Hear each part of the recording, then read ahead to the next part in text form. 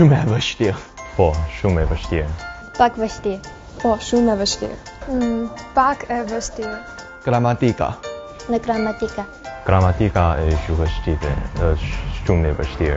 Shqiptimi i tingullit ërë. Shqiptimi i tingullit ërë. Gjuha shqipe është interesante. Po, më pëlqen gjuha shqipe. Po, Më pëlqen shumë gjuha shqipe. Po, më pëlqen shumë gjuha shqipe. Po, e rëndë. Po, profesoresh e rëndën.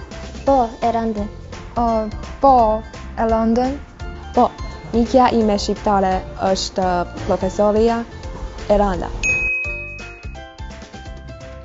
Përshëndetje të gjithëve, unë jam Burimi, katetar Kines që Freshi. Tani ndodhem në kampusin e Universitetit të Gjuhëve të Huaj të Pekinit, ose më të shkurtër PFSU. Në këtë universitet, deka e gjuhës shqipe është e hapur që në vitin 1961, ndërsa unë kam mbaruar studime këtu në vitin 2016. Sot, universiteti ka 5 pedagoge të gjuhës shqipe, duke përfshirë pedagogen shqiptare Randa Ermetaj, mikja shqiptare që përmendet studentët.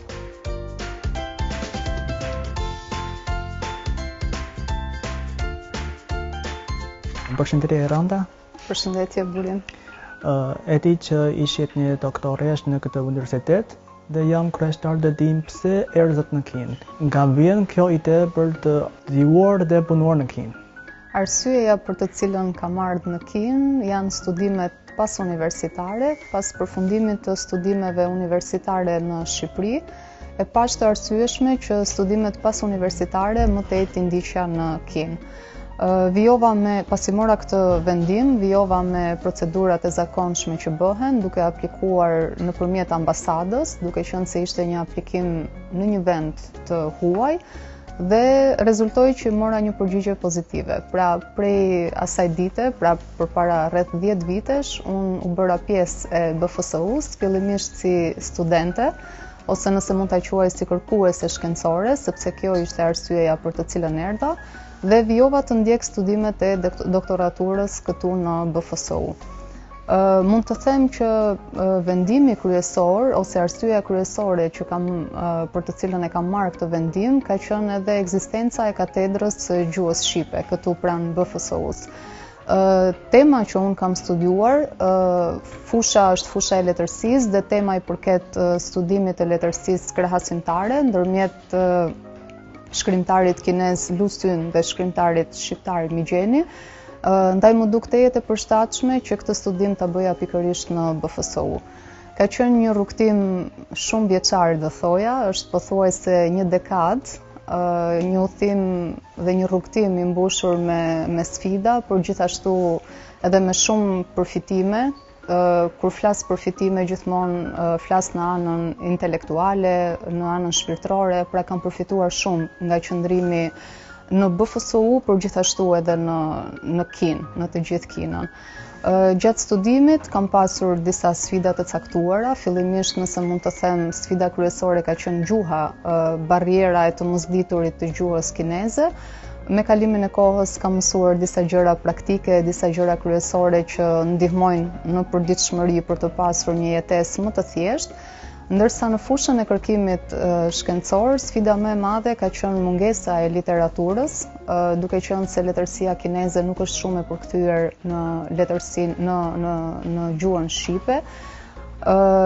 Kjo ishte, le të themi, vështirësia e parë në të cilën unë hasa. Por në përgjithësi, kërkimi shkencor mbart një lloj vështirësie, një lloj sfide, le të themi, të vazhdueshme, por që në fund përmbyllet me një rezultat pozitiv dhe rezulton të jetë një nga eksperiencat më të bukura dhe më të vlefshme.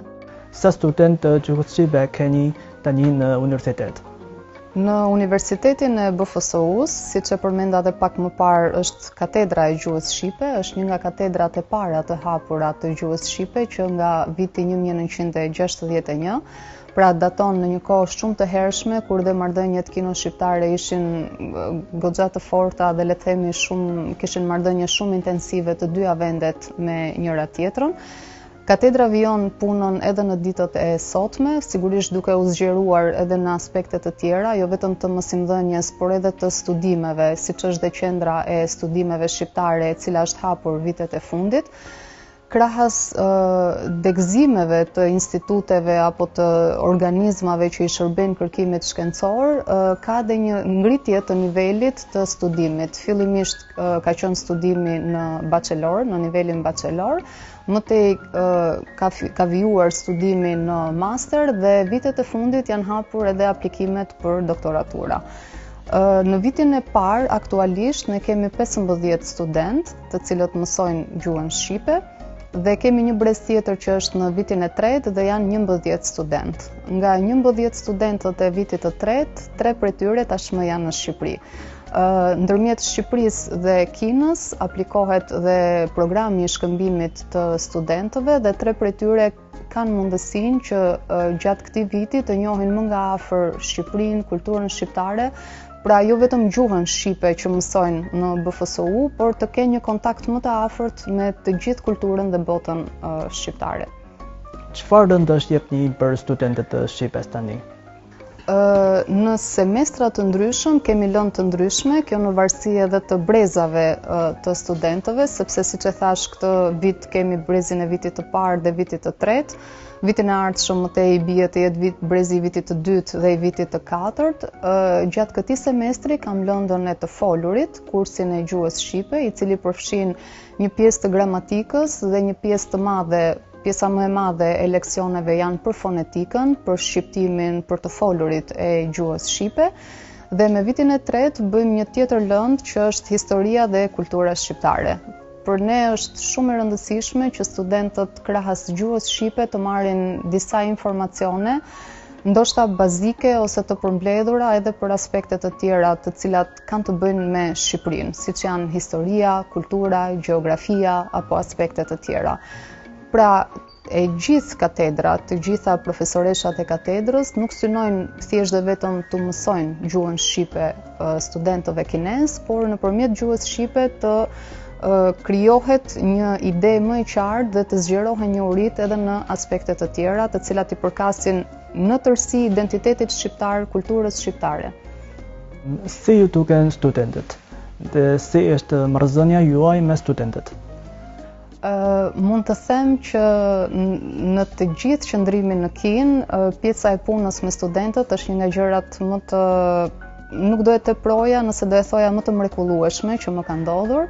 Është një punë që unë vërtet e dua shumë, mosindhënien, dhe fakti që tashmë kam të bëj me student që nuk janë student shqiptar, por janë student të huaj, për më tepër student kinez, duke qenë se Shqipëria dhe Kina ndodhen shumë larg si vende me njëra tjetrën. Marrëdhënia me studentët në Kinë më rifreskon një pjesë të Shqipërisë këtu. Pra më duket sikur kam një pjesë të Shqipërisë me vete, edhe pse ndodhem kaq larg. Dhe është arsyeja kryesore për të cilën unë vijoj të jem në Kinë.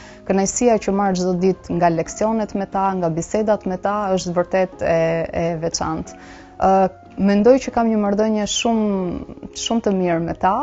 Kjo vërehet nga bisedat e ndryshme që ne bëjmë. Por mund të them që është një merit shumë e madhe e tyre kjo marrëdhënie që është krijuar, sepse studentët kinez janë vërtet të afërt, student të edukuar, të kuptueshëm dhe jam vërtet falenderuese ndaj tyre për gjithë mirësinë që më kanë dhënë gjatë gjithë këtyre viteve, përpos eksperiencës së jashtëzakonshme që gjithashtu kam marrë. Dihet që mësimi i një gjuhe është i pandanshëm nga gushti, historia dhe kultura e një vendi ku flitet ajo. Dhe si e integroni këto elemente në klasën tuaj? Është shumë e rëndësishme që krahas aspekteve të gjuhës shqipe apo të kujdo gjuhe në botë që përmban disa kategori kryesore, siç janë për shembull gramatika, fonetika apo disa aspekte të ndryshme, është shumë e rëndësishme që nëpërmjet gjuhës të shkojmë edhe në pjesën e kulturës, të historisë, të gjeografisë, siç e përmenda dhe pak më parë. Është shumë e rëndësishme që studentët të dinë ta shfrytëzojnë gjuhën. Pra, në këtë rast, qëllimi kryesor për të cilën ato, le të themi, ndjekin studimet e gjuhës shqipe, parsori është gjuha, mësimi i gjuhës.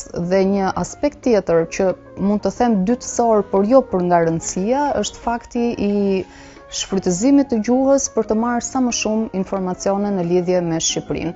Studentët kinez kanë një kurreshtje shumë të madhe për historinë e Shqipërisë, por po ashtu janë shumë të spikatur për të bërë një lidhje ndërmjet historisë të Shqipërisë, historisë së vendeve të Ballkanit, pra për të gjithë rajonin, dhe ato kanë njohuri, kërkojnë që t'i thellojnë këtë njohuri edhe në aspekte të tjera. Jam munduar që në çdo leksion, krahas le të themi leksioneve klasike ose mënyrës klasike të bërit leksion, siç janë leksionet e shkruara, përpiqem vazhdimisht që të sjell pamje me anë të videove, të audiove, pra të bëj një ndërthurje edhe të anës vizuale, pra jo thjesht të lexuar, por edhe aspekti vizual. Gjithashtu për mua është shumë e rëndësishme biseda me studentët. U them shpeshherë studentëve që është shumë e rëndësishme që ato të ndihen të lirë gjatë leksionit, të shprehin mendimin e tyre shumë lirshëm, nuk ka mendim të gabuar. Pra, të gjitha mendimet janë të vlefshme dhe është shumë interesante të dëgjosh mendimet e tyre, duke qenë se janë një brez i ri dhe kanë opinionet e tyre, mendimet e tyre për çdo fushë të jetës, duke ndarë edhe eksperiencat e tyre me ne profesorët. Kështu që krahas leksioneve, videove, audiove, biseda gjithashtu është një tjetër, le themi, aspekt nga i cili jo vetëm studentët mësojnë, por edhe unë mësoj shumë. Shumë student kanë shprehur që ata kanë dëshirë të shkojnë në Shqipëri. Në fakt, universiteti ka ofruar një shkëmbime me universitetet të Shqipërisë. Dhe dua të di çfarë mund të përjetojnë ata në Shqipëri.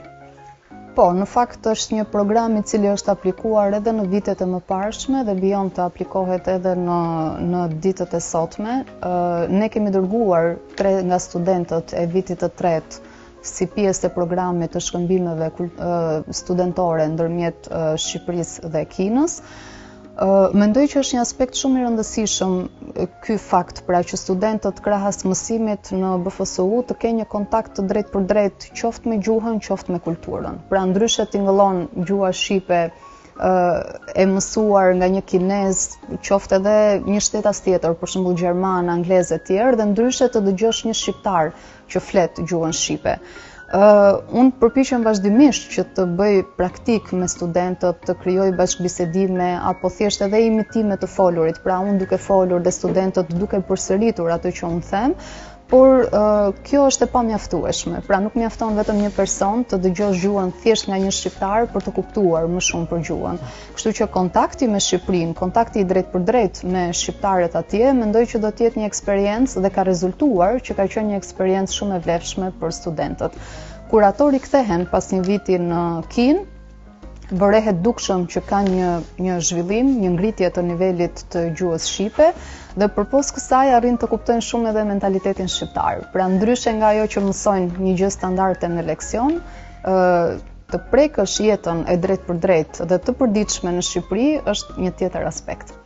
Përveç mësimdhënies, a mund të na prezantoni çfarë bune tjetër ka katedra e gjuhës shqipe? Një nga të mirat e katedrës së gjuhës shqipe në BFSU është fakti që gjithmonë stafi apo qoftë edhe personat të cilët japin vazhdimisht asistencë me anë të mendimeve të tyre dhe studimeve shkencore kanë kërkuar gjithmonë një lloj risie, inovacioni, pra gjithmonë kërkojnë diçka të re për të ngritur nivelin e kërkimit shkencor. Fillimisht ka qenë katedra, më tej ka vijuar me hapjen e qendrës së studimeve shqiptare, është vijuar, siç e thash, nga sistemi nga niveli bachelor në master dhe tashmë edhe në doktoraturë. Të dyja këto degëzime, pra si doktoratura, si qendra e studimeve shqiptare, janë shumë të fokusuara në aspektin e kërkimit shkencor. Kur them në aspektin e kërkimit shkencor, nuk nënkuptoj vetëm gjuhën shqipe si objekt, por mund të jetë edhe letërsia shqipe, mund të jetë edhe historia, apo për ta zgjeruar më tej mund të jenë dhe studimet ballkanike, pra si është qasja apo krahasimi i Shqipërisë me vendet e tjera të Ballkanit.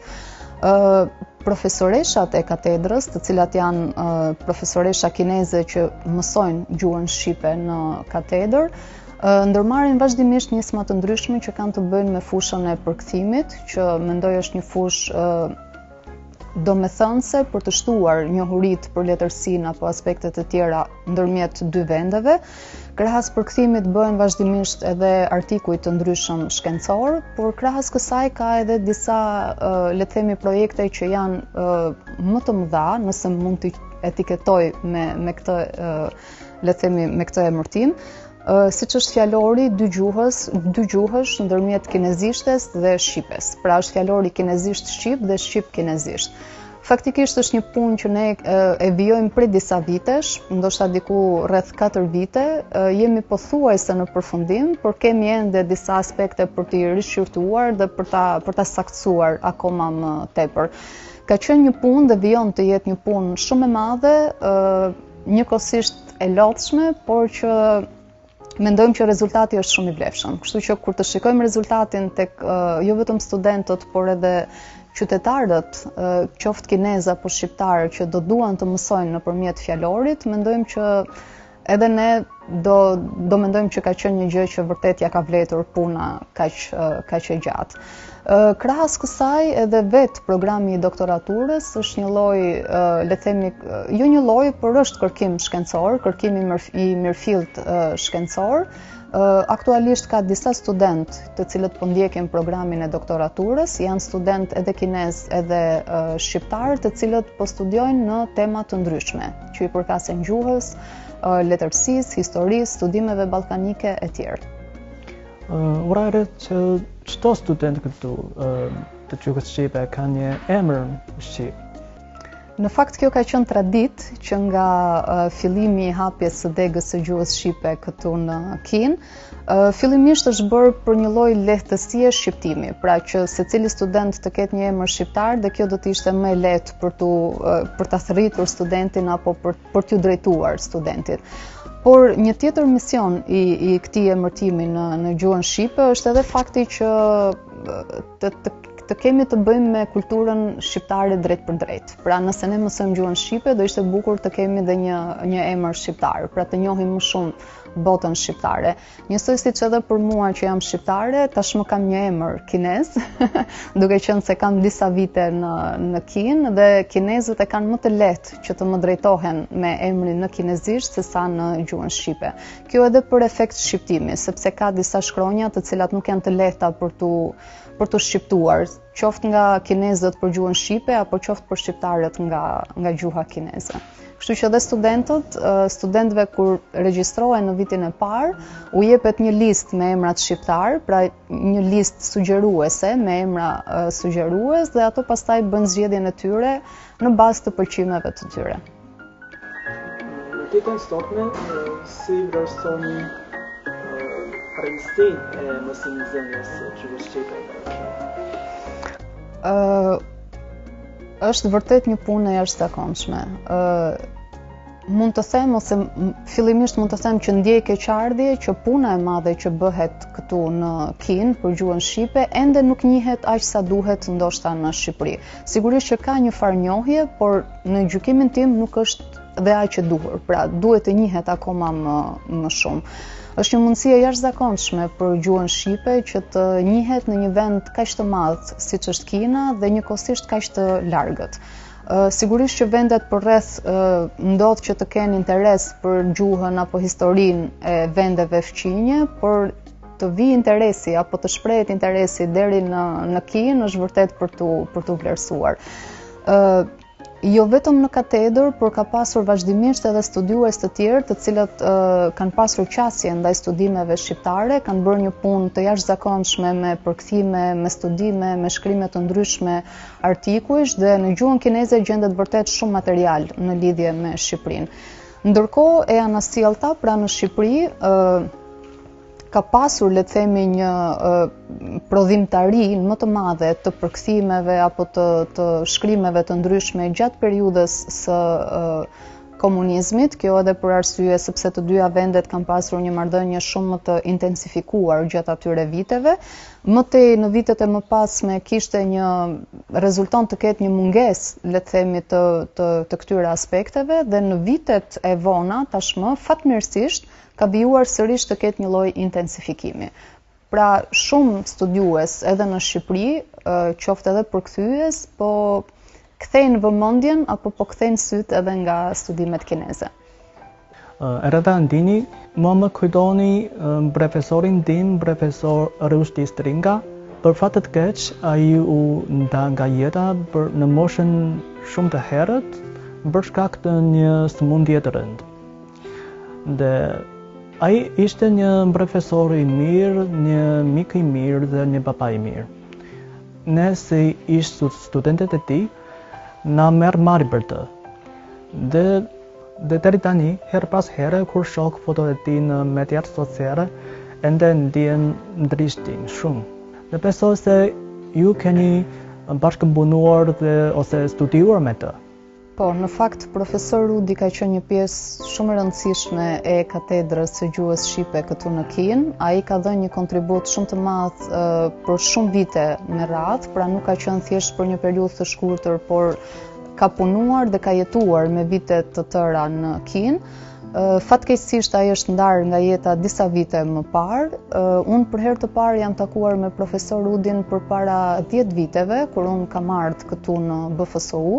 Në atë vit, sapo ishte hapur programi i doktoraturës dhe profesor Rudi ishte një nga profesorët e gjuhës shqipe dhe njëkohësisht po ndiqte edhe studimet e doktoraturës. Ndërkohë unë isha studentja e parë që vija drejt për drejt nga Shqipëria për studimet e doktoraturës në BFSU. Duke qenë se ishim, le të themi, të dy të angazhuar në temat përkatëse që kishim për kërkimin shkencor për doktoraturën, ndanim edhe biseda të ndryshme me njëri tjetrin. Për shkak të angazhimeve që ai kishte dhe për shkak të kufizuar dhe për shkak të kohës së kufizuar që kishte, nuk takoheshim shpesh, ama kur takoheshim kishim shumë gjëra për të biseduar.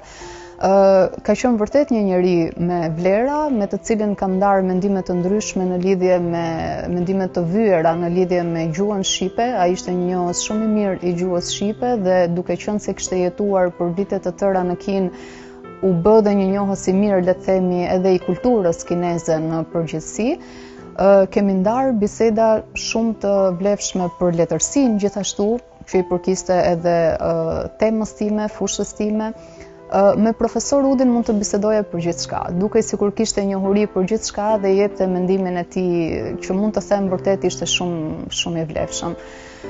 Krahas profesor Rudit në katedër ka pasur dhe shumë profesorë të tjerë të mëparshëm, të cilët kanë dhënë, le të themi, kontributin e tyre, siç është profesor Agron Fico, i cili ka qenë dhe bashkëthemelues me profesorët kinez i katedrës dhe më tej ka vijuar edhe me profesorë të tjerë.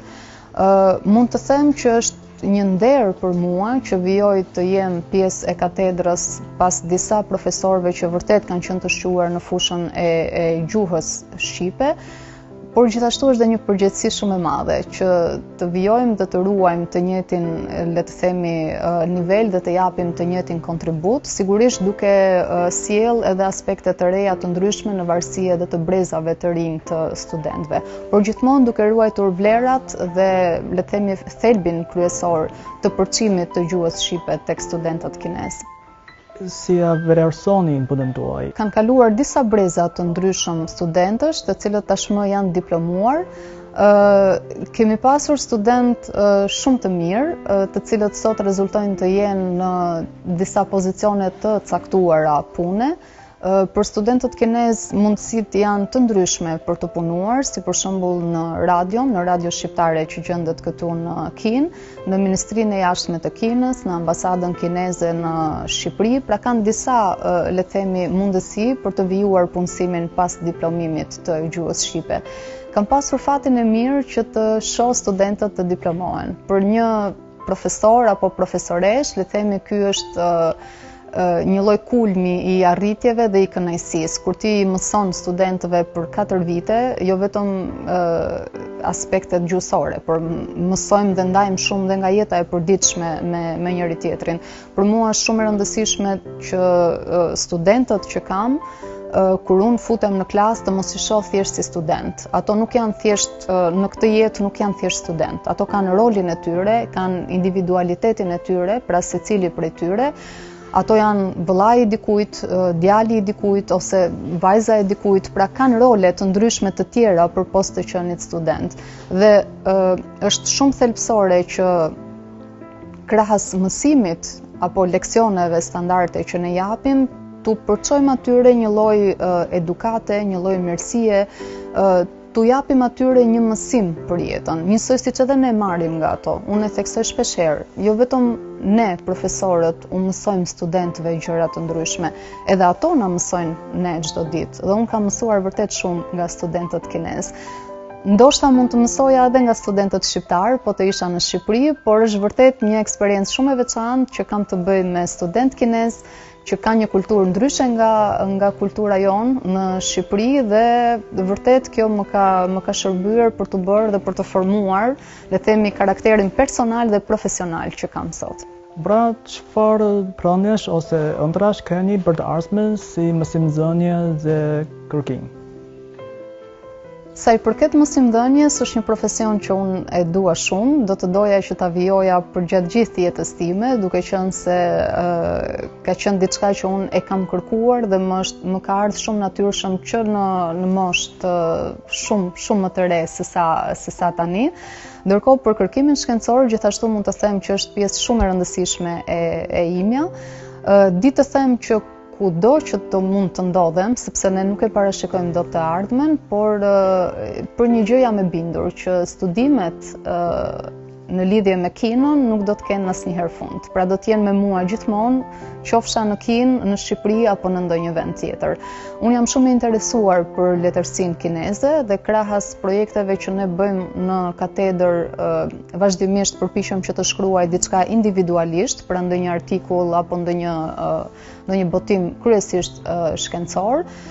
Gjëja e mirë është që tashmë kemi më shumë letërsi të përkthyer nga kinezishtja, sepse barriera e gjuhës është shumë e vështirë që të mund të lexohet në kinezisht dhe të studiohet. Kështu që duke pasur përkthime na e lehtëson punën që ne të kemi mundësi të studiojmë dhe aspektet letrare të letërsisë kineze. Mund të them që letërsia kineze është gjithashtu shumë interesante. Po ta njohësh, nëse shqiptarët do kishin mundësi që ta njihnin, me siguri që do kishte shumë studiues të interesuar në këtë aspekt. Unë vetë kam studiuar shkrimtarin kinez Lu Xun krahasuar me shkrimtarin shqiptar Migjeni. Fillimisht për mua ka qenë surprizuese ideja thjesht të menduarit që se si dy shkrimtarë në vende kaq të largëta gjeografikisht dhe dy shkrimtarë që nuk ishin takuar kurrë në jetë me njëri tjetrin dhe nuk e kishin lexuar letërsinë e njëri tjetrit, të mund të ishin kaq të ngjashëm. Ato ngjasojnë aq shumë me njëri tjetrin, pra krijimtaria e tyre është aq e ngjashme dhe edhe biografia e tyre është po ashtu deri diku e ngjashme, sa krijoi një lloj habie fillimisht tek unë. Dhe më tej duke lexuar sa më shumë, duke shkruar sa më shumë, u qartësua pra e gjithë tabloja sepse këto shkrimtarë ishin të ngjashëm. Pra në jetë ka rrethana që të lënë të kuptosh apo të përbashkojnë edhe me dikë që mund të jesh shumë larg, pra gjeografikisht. Pra vërtet Shqipëria dhe Kina ishin larg, por kishte shumë rrethana historike të kohës, të cilat i bënin bashkë këto dy vende, apo i bënin bashkë shkrimtarët e këtyre dy vendeve. Kështu që unë shpresoj që në të ardhmen të ketë akoma më shumë studiues të letërsisë kineze. Po besoj se studentët të tanishëm dhe të ardhshëm do të na bashkohen në këtë rrugë. Unë nxis gjithmonë. Do ishte shumë kënaqësi nëse studentët tanë do mund të merrnin le të themi kërkime të tilla në fushën sidomos të letërsisë. Sepse ka një mungesë, realisht ka një mungesë të studimeve të tilla dhe shpresoj që kjo mungesë dhe ky boshllëk të plotësohet pikërisht nga studentët që ne përgatisim nga viti në vit. Unë jam e bindur që kjo gjë do të ndodhë. Studentët janë e ardhmja, janë të rinjt dhe janë ato të cilat mund t'i ndryshojnë gjërat. Pra nëse më përpara ka pasur një boshllëk, ato kanë aftësinë dhe mundësinë që këtë boshllëk tashmë ta mbushin.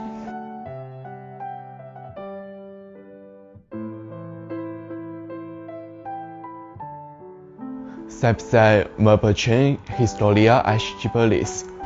Dua të njoh kulturën shqiptare. Dua të shkoj në Shqipëri. Dua të njoh më shumë miq shqiptar. Unë dua të shkoj në Shqipëri një ditë. Si një katëtar kinez që flet shqip, unë them që gjuha shqipe do të më shoqërojë gjatë të gjithë jetës time. Kjo rrugë nuk ka një fund, por ka një pikë nisje, dhe ajo për mua është pikërisht këtu. Shumë profesorë shqiptar nga Ankron Fiso, Rusti Stringa dhe tani deri tek Aranda Armetaj me pasionin dhe përkushtimin e tyre janë një shembull I gjatë të këndshëm I këtij rrugtimi. Dua të falenderoj çdo mësues e pedagog që ka kontribuar në këtë udhëtim, duke e bërë këtë rrugë më të lehtë dhe më të bukur për të gjithë ata që e ndjekin. Ata janë vëdëheqës, mentor dhe miq të vërtet për studentët e tyre.